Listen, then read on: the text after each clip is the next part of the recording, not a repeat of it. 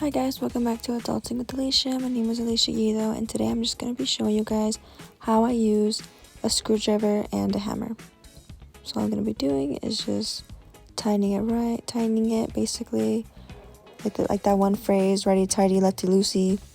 That's basically how you use a screwdriver, and then a hammer you just pound whatever you need to pound into place.